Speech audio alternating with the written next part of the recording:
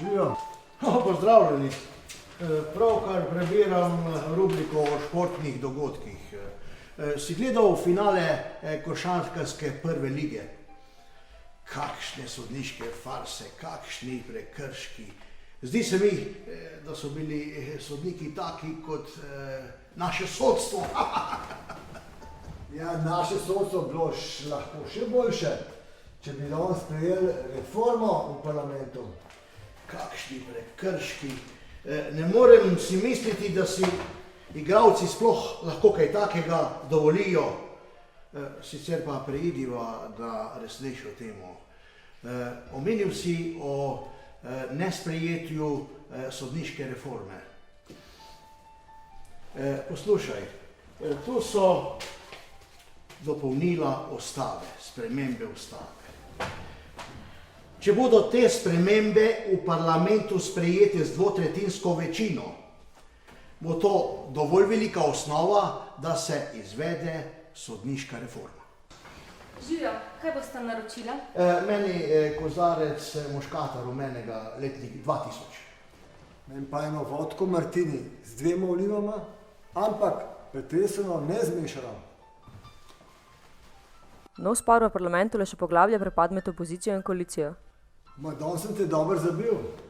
Še malo pa mi je glavni govornik na borčevskih proslavah.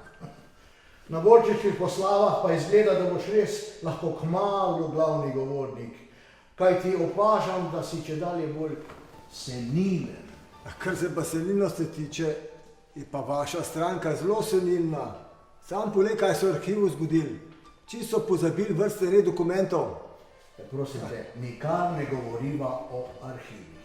Ravno vaši so izgubili ključ in zaradi tega niso bili arhivi odprti v zakonskem roku. Izvolite, gospoda. Hvala.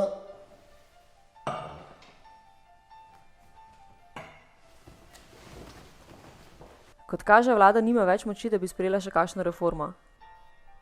Danes nisem prišel sem, da bi se s tabo pogovarjal o tvoji stranki, ampak zato, ker bi rad v tebi pojasnilo, kaj se je danes zgodilo v parlamentu. Kaj te zanima? Nazadnje, ko sem bila tukaj, so se zmenila, da boš ti 10 svojih prepričal, da bodo glasovali za reformo. Ker jaz imam dosti tistih mojih sivih omahljivcev. In kaj se je zgodilo v parlamentu? 10 glasov je zmanjkalo. A si me to namenoma zajebil?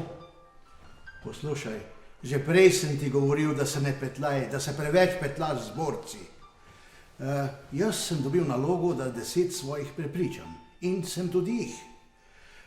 Sklenjen pa je bil še drug dogovor, da propade odškodninski zahtevek oziroma zastara odškodninski zahtevek za mojo bivšo ženo.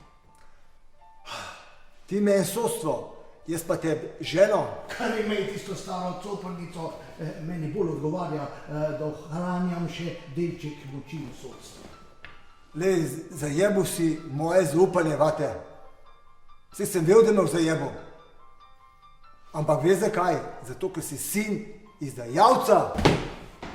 Ampak da ne boš mislil, da samo jaz to vem.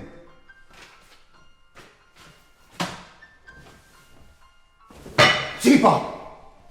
Komunistični kurbir me ne bo zmerjal z izdajalcem. Odslej bo parlament pekel na zemlji.